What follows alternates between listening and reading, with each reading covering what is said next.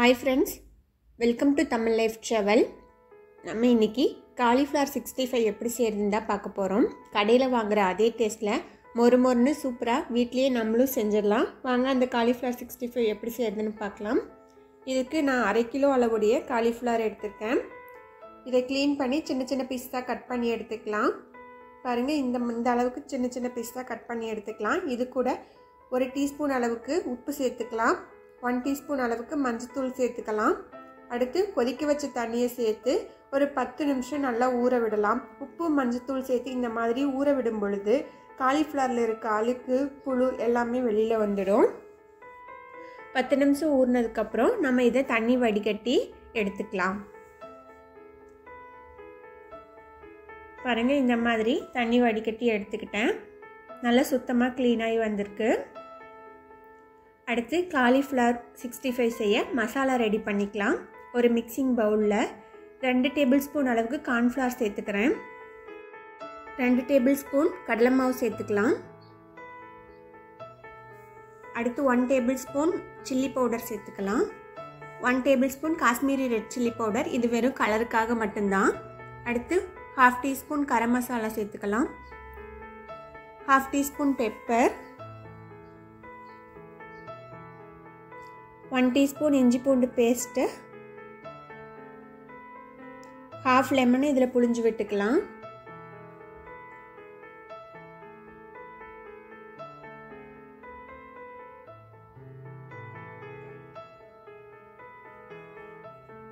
இது கூட அந்த மசாலாவுக்கு தேவையான அளவு உப்பு சேர்த்துக்கலாம். நான் 1 டீஸ்பூன் அளவுக்கு உப்பு சேர்த்துக்கிறேன்.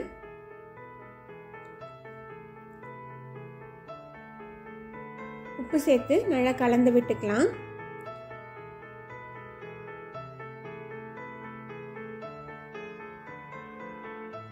இது கூட கொஞ்சம் கொஞ்சமாக தண்ணி சேர்த்து நல்லா கிரேவி பதத்துக்கு இதை நல்லா மிக்ஸ் பண்ணி விட்டுக்கலாம்.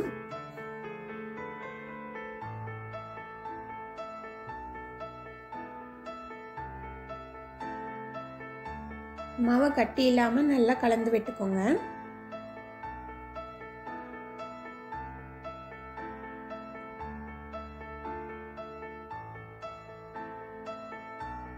நீங்கள் இந்த மசாலாவில் கடலை மாவுக்கு பதிலாக மைதா மாவு கூட சேர்த்துக்கலாம். அதுவும் நல்ல டேஸ்ட்டாக இருக்கும். பாருங்கள், இந்த மாதிரி நல்ல பேஸ்ட் மாதிரி கலந்து விட்டுக்கலாம்.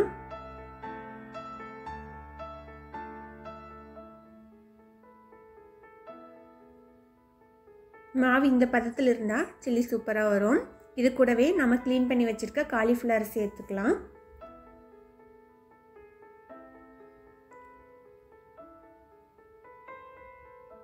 காலிஃப்ளவரை சேர்த்து மசாலா கூட நல்லா கலந்து விட்டுக்கலாம்.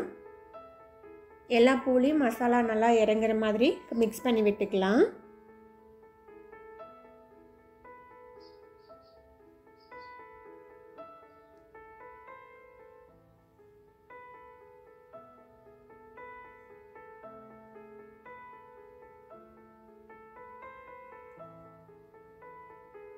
இந்த மாதிரி நல்லா மிக்ஸ் பண்ணி இதை ஒரு 10 நிமிஷம் ஊற விட்டால் போதும்.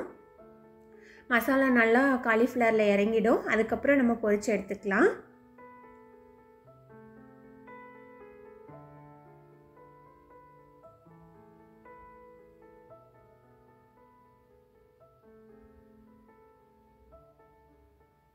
பாருங்கள், மசாலா நல்லா கலந்து விட்டாச்சு. இதை ஒரு 10 நிமிஷம் ஊற விட்டுட்டு நம்ம பொரிச்சுக்கலாம். 1/2 கிலோ காலிஃப்ளவர் எடுத்தீங்க அப்படின்னா இந்த அளவுக்கு மசாலா சேர்த்தா கரெக்டாக இருக்கும்.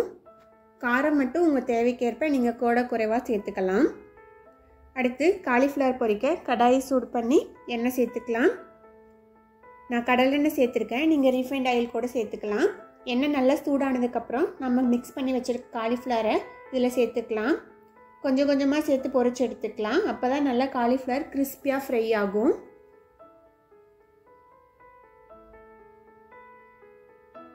பாருங்கள், இந்த அளவுக்கு சேர்த்தாலே போதும். எண்ணெயில் போட்ட உடனே நம்ம கிளறி விடக்கூடாது. ஒரு சைடு நல்லா செவந்ததுக்கப்புறம் கிளறி விடணும். அப்போ தான் மசாலா பிரியாமல் வரும். பாருங்கள், ஒரு சைடு நல்லா செவந்து வந்துருச்சு. இப்போ நம்ம திருப்பி விட்டுக்கலாம்.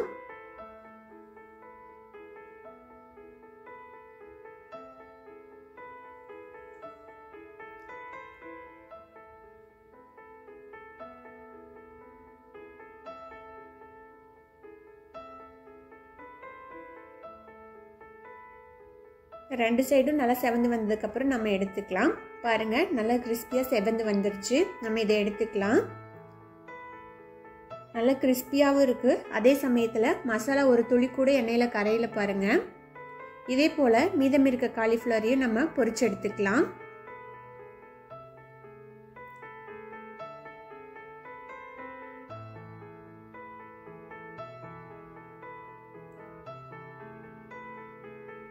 இந்த மாதிரி கொஞ்சம் கொஞ்சமாக 2-3 பேட்சாக நம்ம பொரிச்சு எடுத்துக்கலாம்.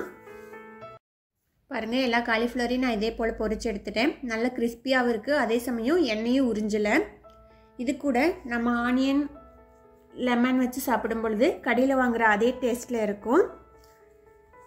இப்போ சூப்பரான காலிஃப்ளவர் 65 ரெடி ஆயிடுச்சு. இதே போல் அளவுகளோட நீங்களும் செஞ்சு பார்த்துட்டு எப்படி இருக்குன்னு ஃபீட்பேக் சொல்லுங்கள். இந்த வீடியோ பிடிச்சிருந்துச்சுன்னா லைக் பண்ணுங்கள், உங்கள் ஃப்ரெண்ட்ஸ்க்கெல்லாம் ஷேர் பண்ணுங்கள். மறக்காமல் தமிழ் லைஃப் ட்ராவல் சேனலுக்கு சப்ஸ்கிரைப் பண்ணுங்கள். தேங்க்யூ.